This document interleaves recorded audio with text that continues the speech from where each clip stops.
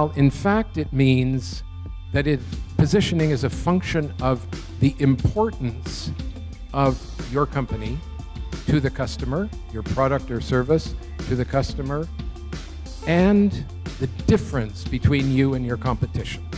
So you can look at it as sort of two axes of importance to customer, difference to competition. And it therefore describes the kind of space and place that you have in the marketplace.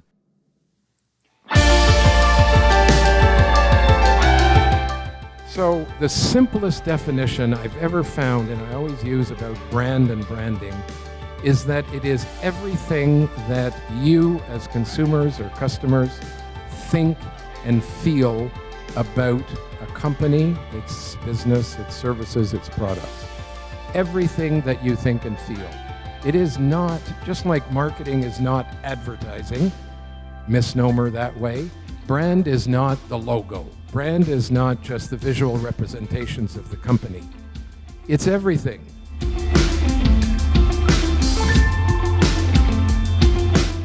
When you're on LinkedIn, you're trying to attract new business, new clients, and so you really want somebody who doesn't know you to pick your picture. And I love shortcuts. So this is a really great website. It is in the notes, but it's called Photo Feeler. Do we have any wine drinkers here, or whiskey drinkers here? This is a great little website to go on a Friday night. The way it works is you submit one of your pictures, you let the program know if it's going to be for Tinder, if it's going to be for social media, or if it's going to be for LinkedIn. You say what your job description is, and then people will actually rate you in 3 areas: on competency, on whether you look professional. And it's great feedback for you on the impression that you're going to make to your future clients. So.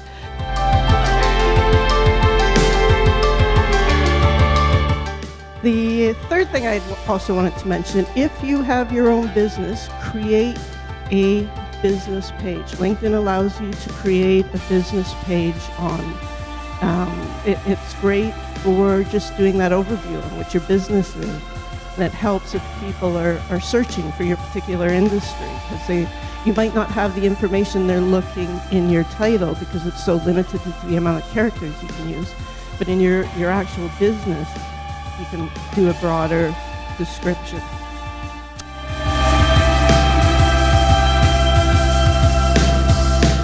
So the number one reason you need a website is that your customers expect you to have one. So I don't know about you, but if I'm going to make a purchase or I'm going to look for a service, the first thing I do is I do a search. So let's say electrician in Brampton. I'll use that as an example. So if I do my search and I'll look at, say, the first 5, 6 that come up. And if you're a business, if you're the electrician in Brampton and your business isn't there, I'm not going to find you. I'm going to go to those top listed sites. I'm going to check them out. I'm going to do some, reviewing of to see their reviews, have a look at what they offer, see if that fits my needs. And then I'm going to go maybe call them, email them, whatever it is. But if you don't have a website, how do I find you?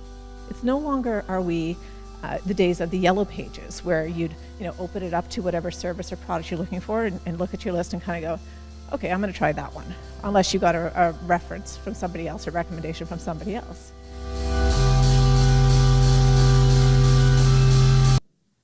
Okay. So some of the pages that you should include in your site, obviously a homepage, which is your main landing page, which is probably going to be your most visited page. So in that page, make sure you give a clear message. What is your brand? What products or services do you offer? How can they get in touch with you? If you have a store, what are your hours?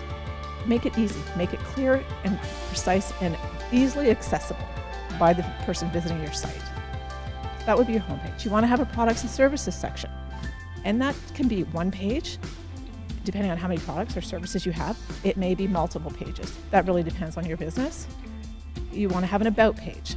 And your about page is the place where you can show some of your personality, show some of your company's personality, what you stand for. That can be there, because that page can be long. You don't want to have pages that are, generally, you don't want to have pages that are too long because people get bored, they move on. Your about page, if they're going to read through that, usually they're engaged. They want to find out more about you. So explain that all to them there.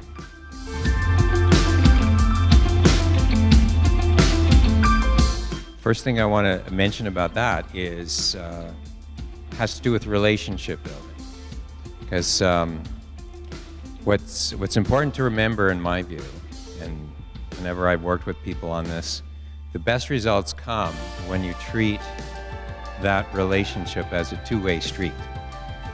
So what that means, basically two things. Firstly, if you start to work with a designer such as myself, or really any marketing professional, because branding, as Eric quite rightly pointed out, is not just designing a logo. It has to do with everything somebody feels and about you and your product.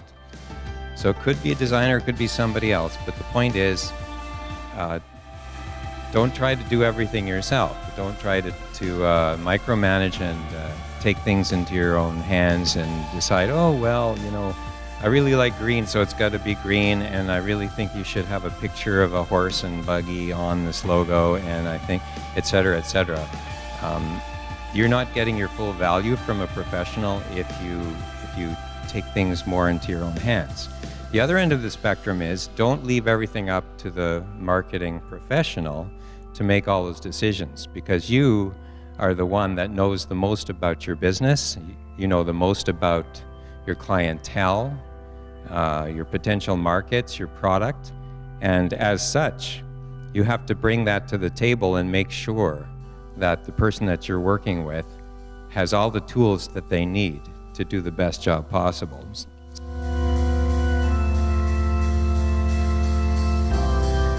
When you've developed a brand new logo and it's fresh off the drafting table and it's put forward in front of the world, and someone says, well, what does that say about you?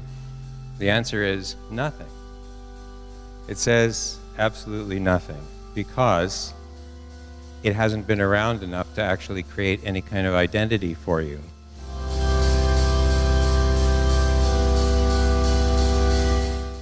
Boy, you really should understand the generations. It'll give you a great insight into where you can market your services and who's going to buy it. And you can find out a lot about this, of where they are in your municipality, by checking out data. So there's essentially 3 generations that we're dealing with in the marketplace that you should be aware of and you should be working with. One is the boomers. We're still alive, we've got a lot of money, and it's disposable. That's the generation that's born post-World War II, and they're now in the ages, their top ages is roughly 72 years old and to about the early 50s. That's the range in there.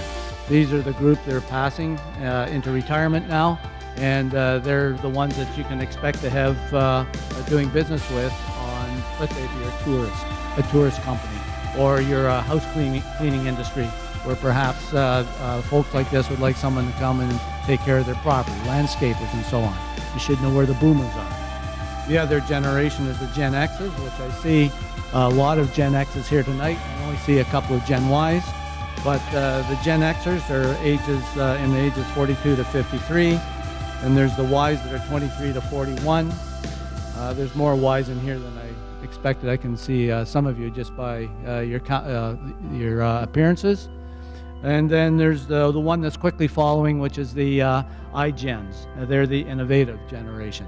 They're the folks that are going to be living in a world, and by the time they're age 40, 50 years old, they're going to have a really hard time differentiating between the world of blood and bone and the virtual world.